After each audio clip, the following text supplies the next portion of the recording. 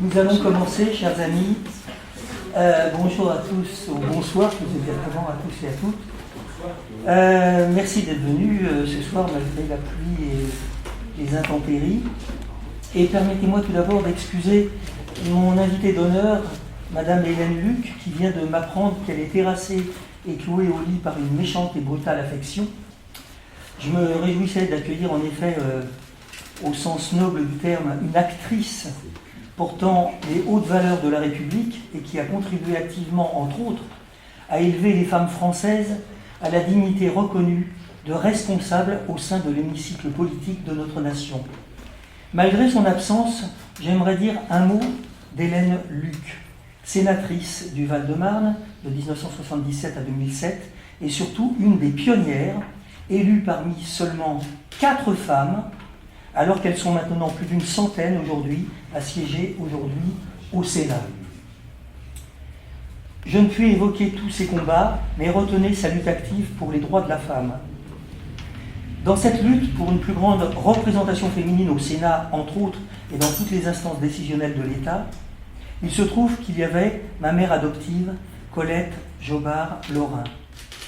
Hélène Luc fut longtemps membre de la Commission des Affaires étrangères, et c'est pour l'ensemble des services rendus au peuple français, et aux femmes en particulier, que la nation l'a élevée au grade d'officier de la Légion d'honneur.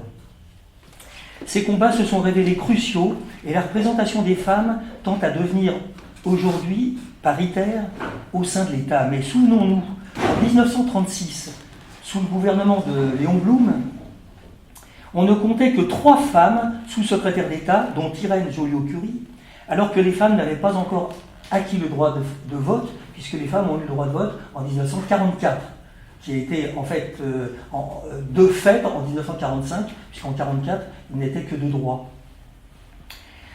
Bref, il y a tout juste 75 ans, donc autant dire c'était hier. Il faudra d'ailleurs attendre Gisèle Halimi, ministre de la Santé, en 1974, pour que soit votée la loi autorisant l'interruption volontaire de grossesse. Ma seconde invitée d'honneur est bien là. Il s'agit d'Eliane Kérix, actrice et metteur en scène, ça me fait très plaisir pour ça, metteur en scène de nombreuses créations, dont la dernière, La princesse de Montpensier, ou La violence d'une passion. Et elle nous racontera tout à l'heure, bien sûr, tout ce qu'elle a pu faire par ailleurs.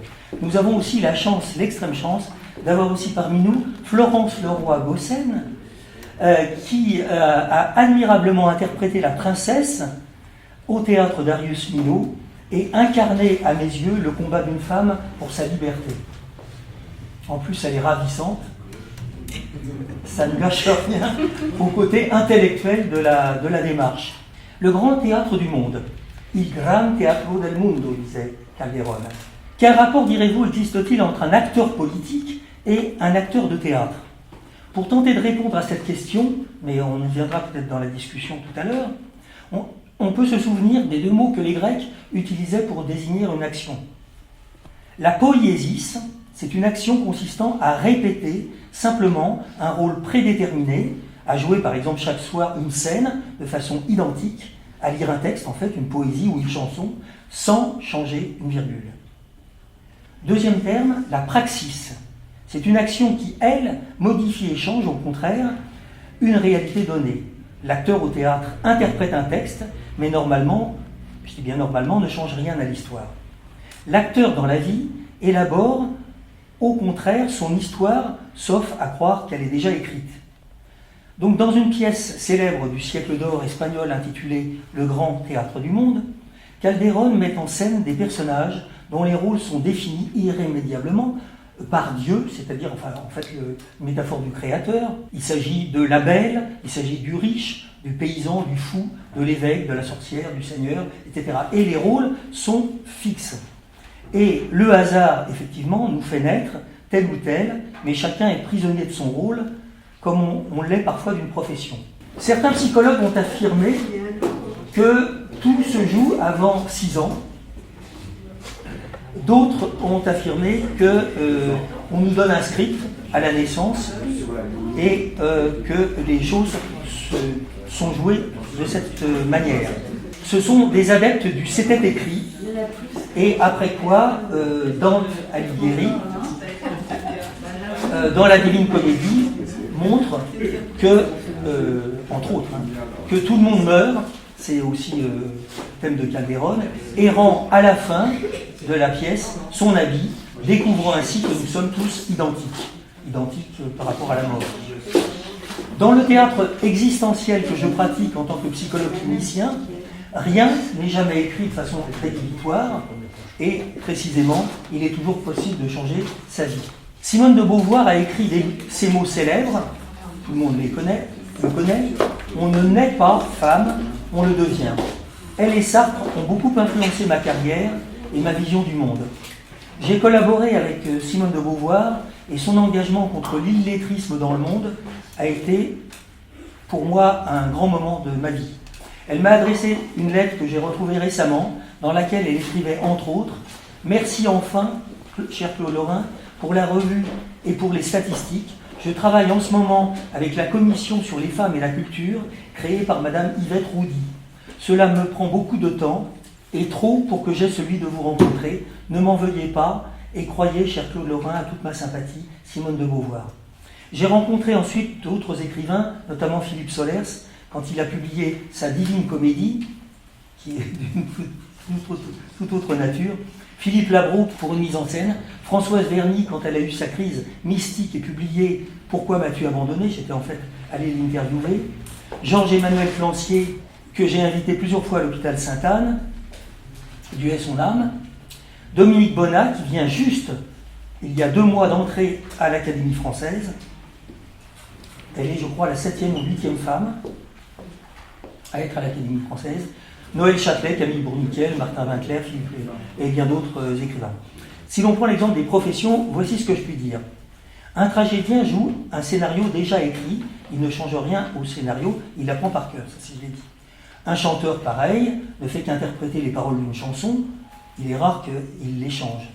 Un mannequin défile en musique selon un agencement organisé par le créateur de mode. Un musicien ne fait que lire et instrumentaliser les notes qui défilent sur sa partition. Un judoka se livre à des prises bien définies qu'il n'est pas en droit de changer. Un tennisman, il y en a ici dans la salle, joue en suivant des règles bien définies qu'il ne peut modifier. Un pilote de ligne, un astronaute, suit des instructions précises qu'il se doit de suivre de façon militaire. Un voiturier range et gare des véhicules sans broncher. Un coiffeur se plie aux desiderata de sa clientèle. Mais une sénatrice propose et vote des lois nouvelles. Un médecin vous donne un traitement qui va rétablir votre santé. Vous voyez, on retrouve la dichotomie entre poiesis et praxis.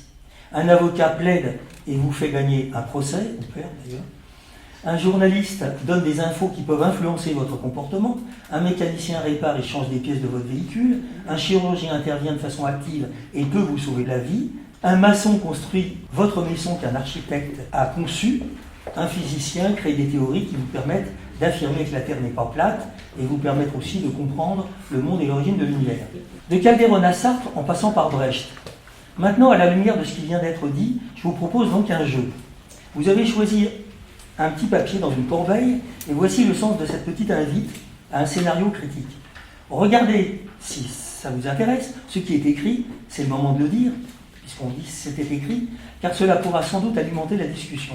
Pour l'instant, gardez pour vous-même votre réaction, mais demandez-vous quand même ce que vous auriez fait si vous aviez été dans l'obligation, comme le suggère Calderón avec son Dieu, auteur dramatique, d'incarner ce rôle comme un destin de votre vie, rôle choisi au hasard dans une corbeille. Mais en même temps, Calderón, dans La vie est un songe, La vida es sueño, écrit « L'homme est plus fort que son étoile. L'homme qui vit rêve aussi ce qu'il est.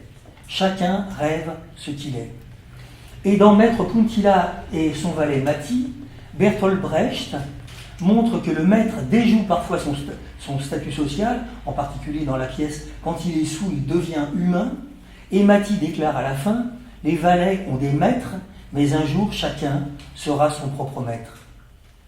Et Sartre, dans nombre de ses pièces, introduit à sa manière la dialectique du maître et de l'esclave, et termine Le diable et le bon Dieu par ces mots « N'aie pas peur, Nasty, je ne flancherai pas, je leur commanderai, puisque je n'ai pas d'autre manière de leur obéir.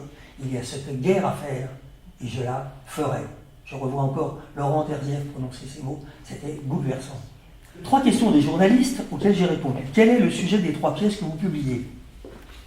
Tous les personnages de mes pièces sont des acteurs qui s'interrogent et nous interrogent.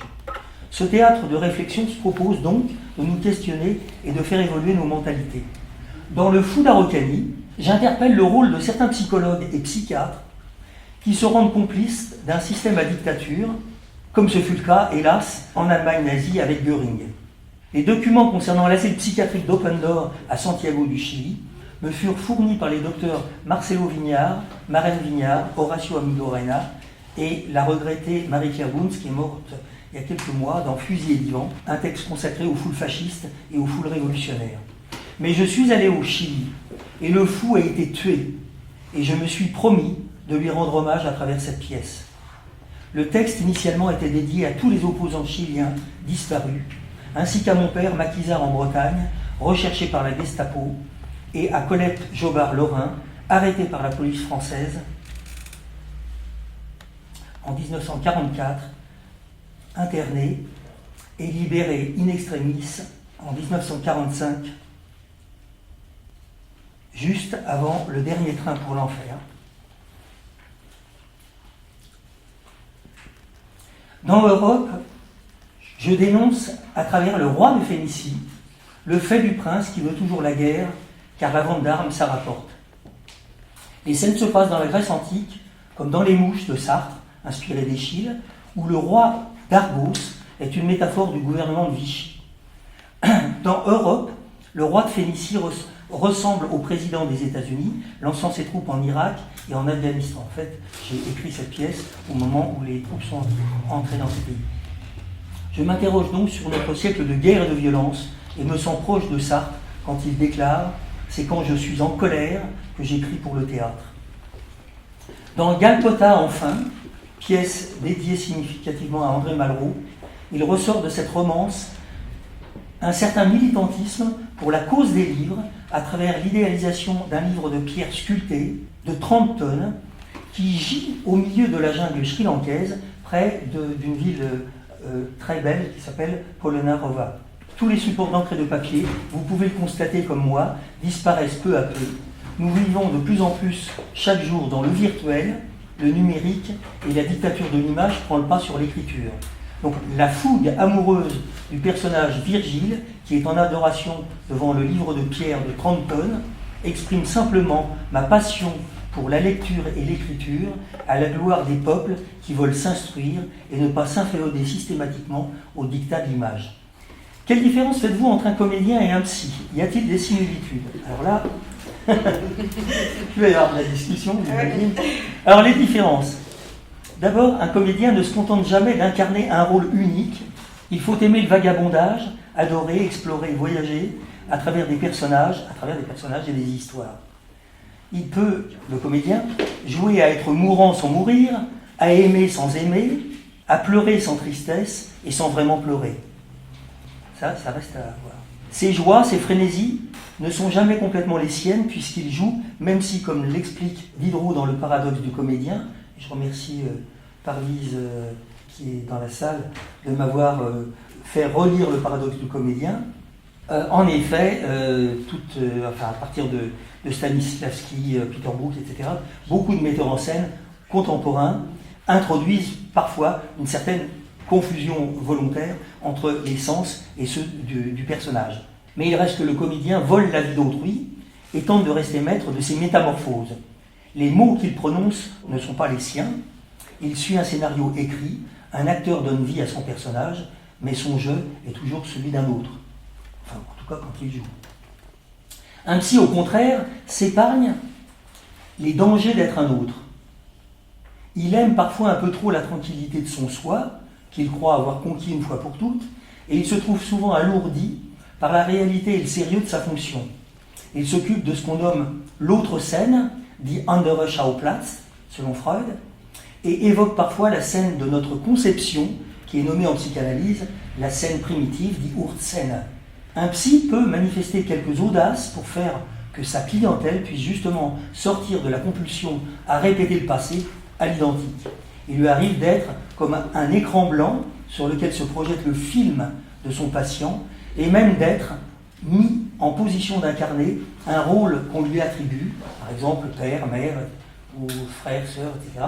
Et c'est en cela que le psychiatre, l'antipsychiatre anglais Ronald Lang disait que parfois il est prostituaré, c'est-à-dire qu'il doit se situer par rapport à une personne, et c'est l'étymologie de prostituée, savoir qu'il doit parfois, comme une prostituée, incarner ou non le rôle, parfois fantasmatique, qu'on projette sur lui. Les similitudes. Il arrive que les songeries d'un psy soient fantasques, débridées et sans limite, et qu'il se fasse romancier ou poète en s'abandonnant au vertige de son inconscient. Il arrive qu'il soit original, voire burlesque, ce fut le cas de Lacan en France. Il arrive aussi que le psy et l'acteur se mettent à aimer pour de vrai, l'un sa partenaire, l'autre sa patiente, et que tous deux soit réussissent, soit perdent complètement le fil de leur vie. Vous semblez dire qu'il peut y avoir confusion des rôles, comme chez certains malades mentaux, n'est-ce pas ? M'a demandé un journaliste récemment. Pouvez-vous préciser votre pensée ? Je la précise. À l'hôpital Sainte-Anne, juste avant le passage de l'an 2000, il y avait dans le service de psychiatrie dans lequel j'exerçais plusieurs malades qui se prenaient pour le Christ. Et dans mon service, il y en avait deux, dont j'ai rapporté l'histoire dans mon livre « Le dur métier de psychologue ». Et ce fut terrible. Donc je vous lis un petit passage que j'ai publié déjà, mais cet homme était arrivé pieds nus, les pieds ensanglantés, etc. Et il disait « Je suis le Christ », criait l'un. Au bout d'un moment, ils se sont disputés. « Non, c'est moi le vrai Christ », hurlait l'autre. Un infirmier se moquait plaisamment. « Écoutez, c'est ça, moi je suis d'Artagnan et ma collègue c'est Édith Piaf. » Ils en vinrent aux mains et il fallut les séparer. « Dieu a fait l'homme à son image et t'as vu ta gueule ?» dit l'un. « Tu ferais pleurer la vache qui rit » reprit le premier. « Moi j'ai dédicacé une Bible à Jack Lang. N'importe quoi. Je crois plutôt que tu es monté sur la croix avec l'échelle de Richter. » C'était sans arrêt comme ça. « Toi, t'as une gueule à faire moucher un cyclope. » Et je suis intervenu pour clore le débat sur l'identité de chacun, et j'ai dit « Messieurs, la nuit tombe, allez tous deux la ramasser. » Le lendemain, l'un d'eux mettait le feu dans sa chambre en disant que c'était le buisson ardent. J'ai retrouvé l'un des Christ un samedi soir de mai 2014, tandis que j'assistais à un gospel dans l'église Saint-Julien à Paris.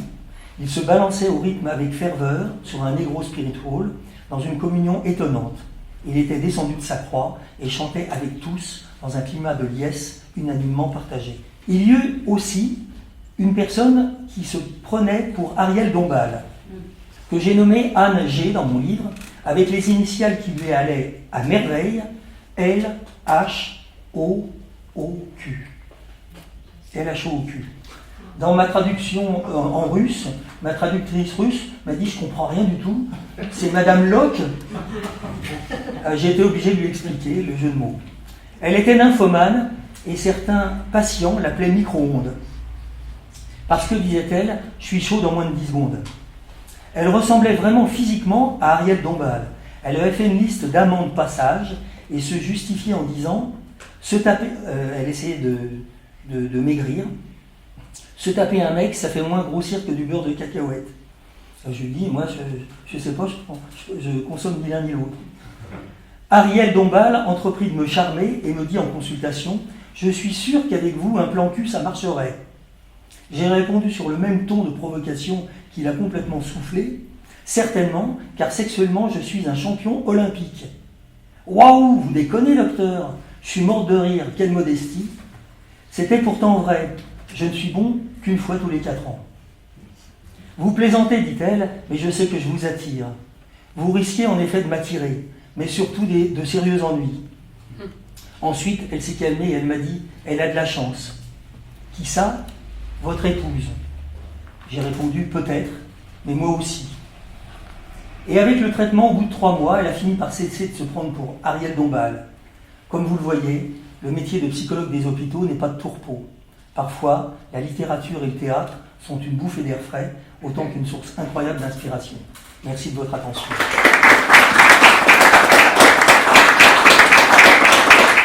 Maintenant, place au débat et ouvrez vos petits papiers. Je vais commencer par une question à Florence Gossen. Comment avez-vous vécu votre rôle de princesse et comment ça a enrichi votre vie d'avoir été princesse? Alors, je suis partie au de moi, du travail qui a été fait avec Eliane et ma troupe. Je n'ai pas essayé de faire un rôle de composition, de chercher. Je suis partie de moi, de ce que j'étais.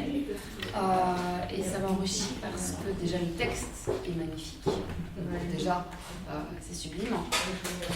L'aspect historique aussi. C'est que cela a existé, c'est quand même. C'est très puissant en tant que comédienne de vivre ça, de se dire que ça a vraiment existé. Voilà. Elle n'était pas trop féroce, la metteur en scène? Alors, je voulais préciser quand même, l'adaptation est mon fait, mais je l'ai mis en scène avec Vincent. Oui. Vincent Auvet qui dirige le Darius Milhaud. Oui. Voilà. Donc c'est une co-mise en scène, on était 2. Voilà, donc je sais pas, je pense que ça a été, ça s'est bien passé. Oui, très bien. Ah oui.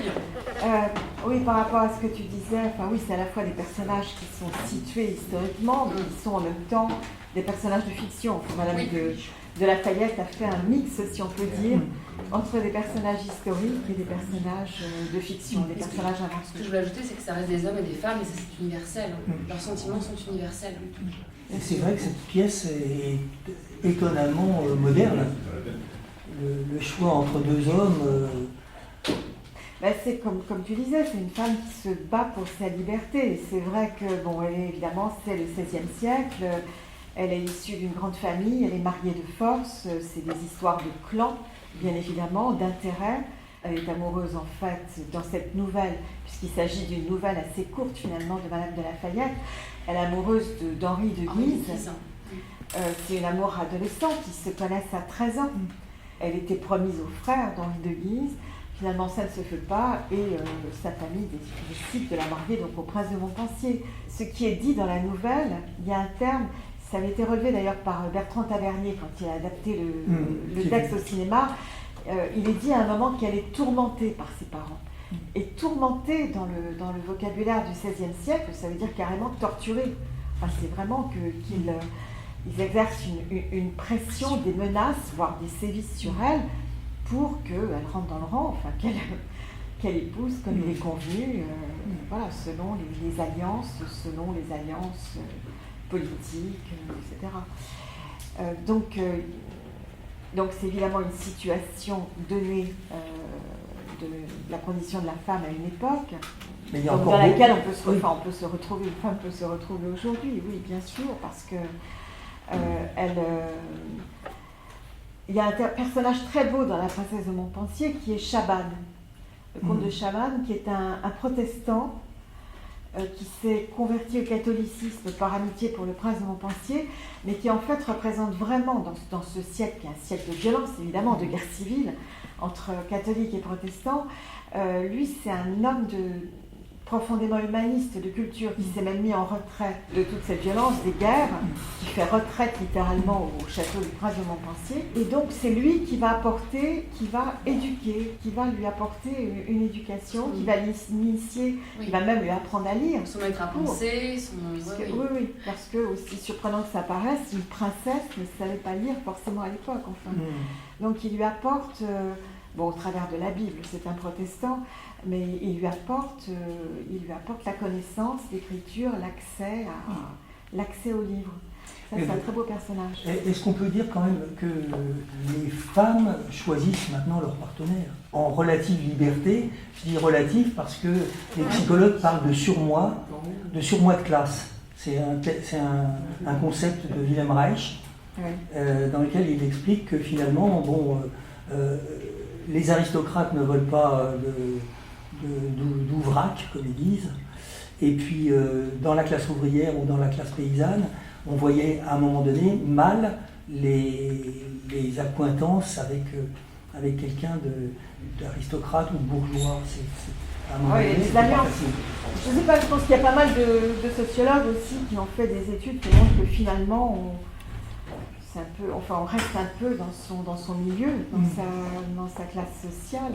Je pense que c'est un concept qui est encore d'actualité, non, le concept de classe.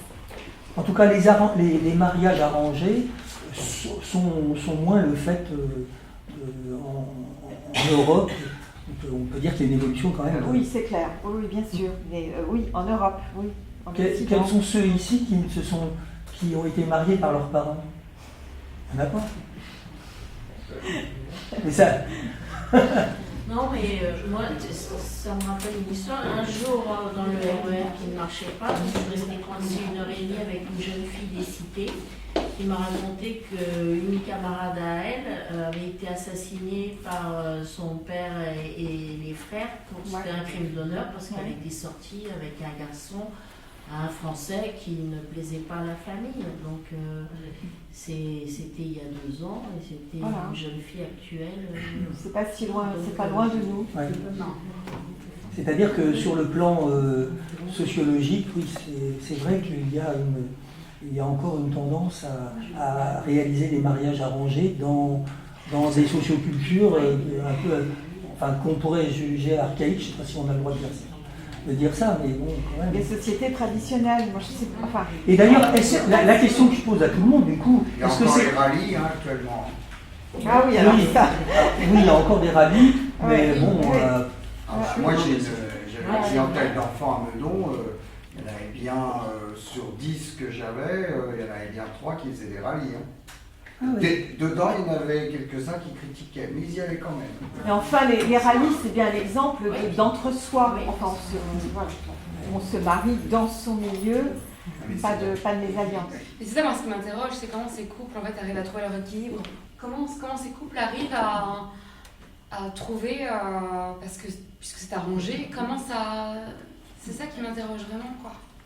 Le mariage, je pense, il a été, il est toujours, il sera toujours arrangé.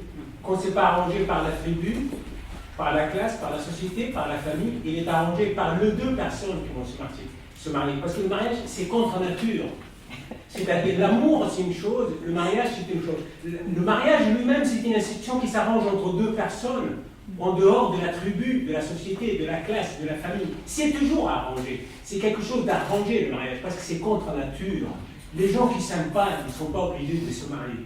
Tous les gens qui se marient, c'est équivaut aux gens qui sont mariés par la famille. Il n'y a pas de supériorité, il n'y a pas d'infériorité, il n'y a pas de meilleur, il n'y a pas de mieux. Le mariage, c'est contre nature. Et c'est une atteinte à la liberté individuelle dans la nature. Oui. C'est-à-dire que, ce qui n'est pas naturel, c'est la monogamie, pour le dire autrement. Le mariage en tant qu'institution et la monogamie qui est une contrainte exercée par les sociétés européennes et occidentales en général. Parce qu'il y a beaucoup de sociétés polygames et polyandres aussi. Et je pense que, quoi qu'il en soit, l'existence de ces mariages arrangés au XVIe siècle, en fait, il y a un continuum qui fait qu'aujourd'hui, on en a encore l'héritage. Il y a un lien avec ces mariages arrangés encore aujourd'hui, comme un transfert, on dirait, comme un transfert sur l'actualité sociologique des mariages. Eh bien, il y a je dirais un retour un petit peu dans certains milieux sociaux, dans certaines familles, il y a un retour à ça, parce il faut quand même se dire qu'il y a des gens, des familles qui fonctionnent sur des modèles de l'époque, comme il y a des gens qui sont royalistes, comme il y a des gens etc. Donc c'est une vision du monde et une conception qui encore aujourd'hui existe de la même manière que ça existait à un moment donné. Oui, de société traditionnelle. Mais après, ce que tu dis, c'est que c'est plus une position politique, c'est-à-dire que le mariage, c'est de toute façon se conformer à l'institution, c'est ça, à l'injonction de la société. Bon. Et par rapport au mariage, ouais. j'ai lu péniblement un livre sur la plus belle histoire de la philosophie que je viens de finir, parce que dedans c'était un peu compliqué. Et Luc Ferry, j'apprécie moyennement, mais c'est personnel, il expliquait pour lui qu'il y avait des 5 grandes époques de la philosophie. La première, c'était l'Odyssée, après il y a eu le christianisme, après il y a eu la déconstruction, et il y a eu la philosophie du premier humanisme, et la dernière dans laquelle lui pense qu'on est rentré, c'est la philosophie de l'amour. Parce qu'il explique qu'avant, les gens vivaient dans un petit village, et puis ils ont dû quitter pour aller travailler soit à l'usine, et puis ils ont rencontré des gens. Et c'est les bourgeois qui ont tenu le coup pour ne pas être d'accord du tout avec des mariages par amour. Il fallait faire des mariages peut-être par arrangement ou par porte-monnaie. Et lui, il estime qu'on est rentré dans ce moment-là où les gens choisissent par amour et pas dans le clan familial, pas par l'obligation. Hein. Et ils vont à l'extérieur et de la personne. L'exogamie et l'endogamie. Le tromboliste, c'est pas le tout. Le holistique. Ah oui. Et le mariage unique. Et il dit que maintenant, quelque part, on a des enfants. Parce qu'on a des enfants, on a envie que le monde aille mieux pour eux et qu'on se tourne vers les autres aussi, parce que nos enfants ou les autres, c'est pareil. Enfin, ils voient ça un petit peu comme ça. Et... Oui, mais enfin, reste qu'il y a un choix, mariage ou pas mariage. Enfin, maintenant, les relations sont fondées sur l'amour, mais on peut aussi faire le choix de ne pas se marier. Après, un mariage arrangé, c'est pas forcément aussi un mariage forcé, comme l'exemple d'Erali. En soi, il peut aussi y avoir une sorte d'influence de la peur du jugement des communautés dans lesquelles on tend à appartenir.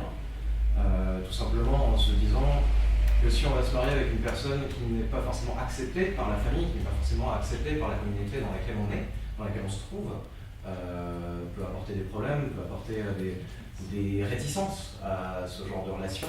Et pour répondre à votre question, mademoiselle le premier rang, en soi, par rapport à l'équilibre d'un potentiel mariage arrangé ou un mariage forcé, dans un premier temps, on peut trouver un équilibre si les deux protagonistes de ce mariage arrivent à le trouver eux-mêmes. D'un autre côté, ça n'arrive pas forcément dans tous les cas. On peut trouver un équilibre, un genre d'équilibre précaire qu'on tend à essayer de maintenir et qui n'arrivera pas forcément. Et on peut continuer l'intégralité de notre vie à garder cette relation par obligation donnée par soi-même ou par les autres. Pour soutenir ce que vient de dire monsieur, c'est-à-dire, vous connaissez tous l'histoire de Roméo et Juliette. Roméo et Juliette, elles vont voir le frère Laurent pour les marier. Mais c'est lui qui arrange le mariage.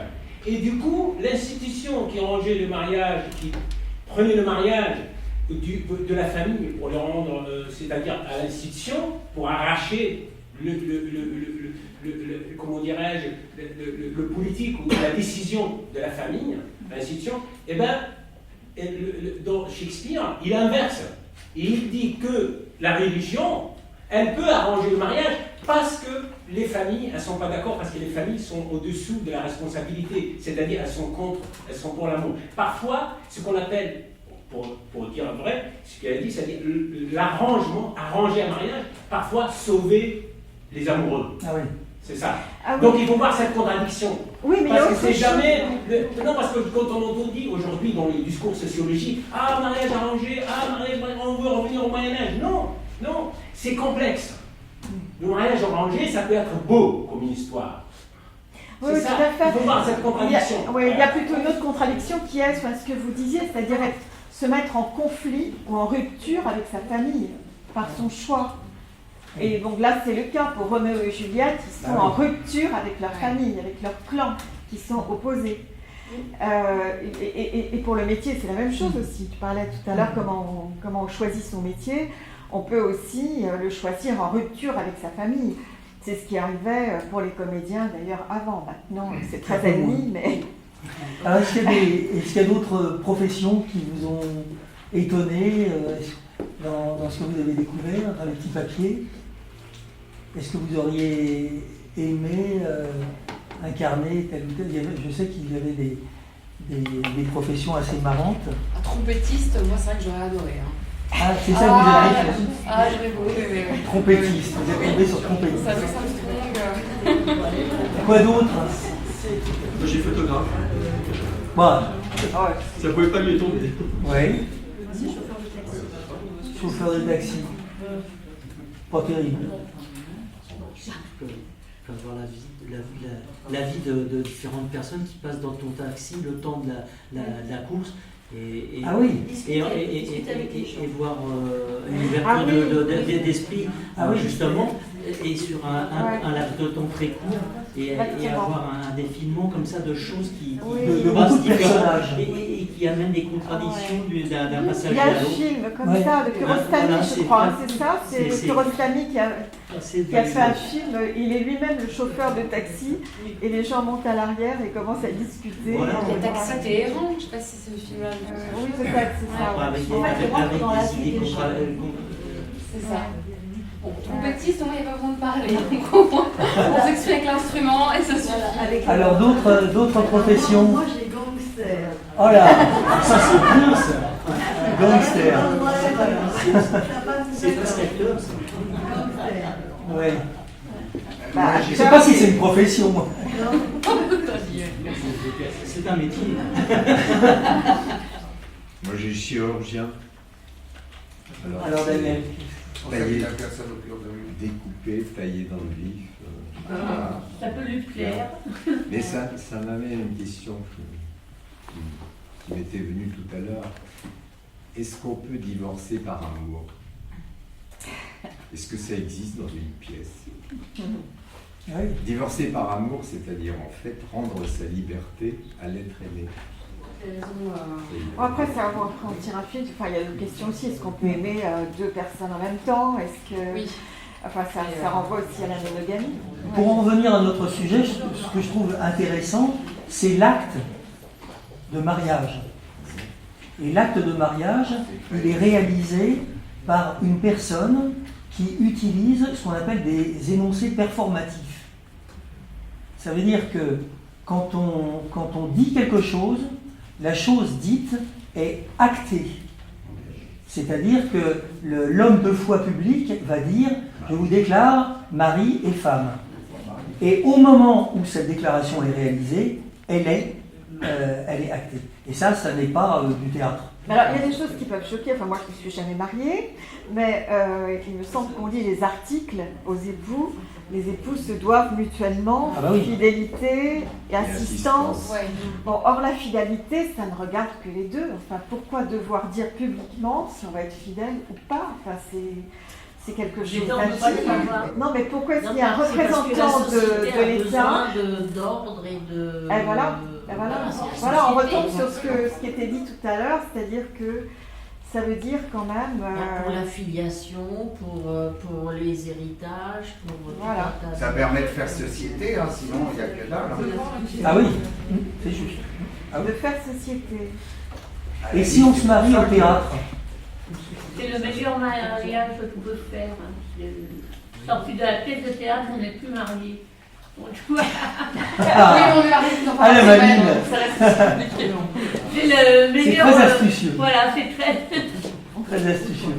Bon, y a-t-il d'autres questions? Bon, on est parti sur autre chose un peu que l'acte poétique et l'acte qui transforme. Ici, quand même, le mariage transforme la personne. Et en quoi alors le théâtre du travail avec le psychodrame, ça aide le malade mental ou le malade tout court? Parce que la personne au lieu de jouer une scène qui est proposée par une personne extérieure, elle va proposer des scènes, par exemple, de conflit avec son conjoint, et par des techniques d'inversion de rôle, on va faire en sorte que la personne se mette à la place de l'autre. Ça a aussi à voir avec la catharsis. Ça, c'est le b.a.-ba du psychodrame existentiel que je pratique depuis plus de 20 ans à Sainte-Anne. Et ça marche bien. Ça m'a beaucoup aidé en tout cas. Ah oui. Oui, en tout cas, j'en ai fait pendant 2 ans. On a la chance d'avoir... Donc, c'est vrai que j'avais beaucoup de soucis de famille, de maladie, de machin, de trucs. Et grâce à Claude, je m'en suis sortie. Sinon, je tomberais carrément. Donc en fait, vous travaillez sur l'empathie et vous équilibrez un petit peu, l'autre se met à la place, l'un se met à la place de l'autre, donc il y a une empathie et vous équilibrez finalement les énergies quoi, entre les deux. Quoi, et les deux se mettent d'accord par compromis en fait. Du fait de se mettre à la place. Pas nécessairement, ils peuvent se mettre en colère et balancer toute l'énergie et après reprendre. On peut le faire avec une chaise vide, ça s'appelle la technique de la chaise vide. On peut le faire avec c'est mieux de le faire avec une autre personne et avec la personne avec laquelle on est en conflit. C'est libérateur. Ah complètement, c'est ça, là on retrouve le théâtre, on est au cœur de la catharsis. Parce que quand la personne elle s'est libérée de tout ce qu'elle avait à dire à propos de griefs, etc. En psycho, on transforme les reproches en approches. Parce que tout reproche, ça dissimule une attente. Et quand on trouve l'attente ou la demande, voilà, c'est merveilleux. Et ça, mon travail a consisté beaucoup à... je parle cette fois-ci en tant que psychologue clinicien, à faire en sorte que les gens puissent se donner la permission de dire les choses, be straight, comme disent les Américains, de façon à être direct, au lieu de dire, par exemple, c'est à cette heure-ci que tu rentres, connard. Bon, là c'est sûr, alors qu'elle peut dire, je me suis fait un sang d'encre, tu étais sur la route. C'est pas du tout la même chose. Ou quand une femme, avec sa fille, voit sa fille traverser, voit une voiture arriver, et tire sa fille et lui file une gifle violemment, en lui disant, mais en réalité, le sentiment, l'affect, c'est la peur, mais ce qu'elle a manifesté, c'est de la colère contre sa fille. Et si elle n'explique pas à la fille qu'en réalité, elle a eu peur, et qu'elle s'est mal pris, et qu'elle n'a pas dit ce qu'elle ressentait en fait, voilà. Donc là, on est au cœur presque même du théâtre, parce que c'est ça, le théâtre de Stanislavski, c'est ça le théâtre où on met ses tripes. Hein, c'est sûr que quand on voit, c'est Chetty Cario, il y en a qui jouent vraiment avec leur tripes, et c'est ça que je pensais que vous pourriez dire aussi. Mais je trouve que le théâtre, et c'est vrai que Mireille, vous avez vécu des choses absolument incroyables. Un peu horrible, on va dire. Et horrible, mais vous avez réussi à vous en sortir. Oui. Disons qu'on faisait le théâtre avec des rires, des pleurs, des disputes, on va dire, tout réuni, et c'est ça qui m'a le plus dur, c'est quand même à tomber dans le coma, et j'ai réussi à en rire. C'est ça qui m'a aidé à m'en sortir. Au lieu de tout, moi j'ai l'habitude de tout garder en moi, et grâce à tout, je ne gardais pas tout à l'intérieur.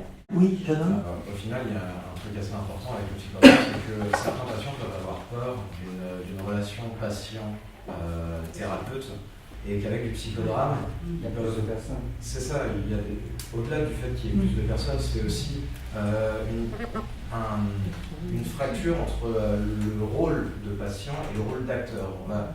Le patient va potentiellement être amené à se dire qu'il est acteur avec une autre équipe d'acteurs, potentiellement de thérapeutes ou d'autres patients, et du coup va être beaucoup plus amené à dépasser ces barrières qu'il peut avoir, va avoir moins tendance à avoir des blocages, et ce sera beaucoup plus intéressant et pour les thérapeutes et pour les patients eux-mêmes, ce qui pourrait aller plus loin dans ces pensées. Oui, une sorte de soignant-soigné, enfin on est tous ensemble à... Oui. Moi, je prenais en fait, à l'hôpital, je prenais 4 stagiaires femmes et 4 stagiaires hommes pour incarner les rôles masculins et féminins, frères, sœurs, etc. Et c'est vrai que vous en avez profité, en fait, un petit peu, parce que vous aviez une famille nombreuse, et il y avait des frères, etc. Et j'étais bien content d'avoir mes stagiaires, seulement je demandais à mes stagiaires d'avoir une pratique corporelle. quelle qu'elle soit, judo, enfin, il faut être bien dans son corps. Parce que j'ai essayé de former des psychiatres, genre un peu coincés, qui étaient très bons psychanalystes, mais bon, sur leur rocking chair, ça allait bien. Sortis de là, ils étaient engoncés dans leur corps, etc. Il faut ou avoir fait un peu de théâtre, ou en tout cas avoir une pratique corporelle. Je trouve que c'est mieux. C'est mieux, ça ne veut pas dire que c'est pas un prérequis, mais bon, c'est vrai que c'est mieux. Donc voilà, je vous propose maintenant de passer au champagne. Merci. Allez, merci à vous.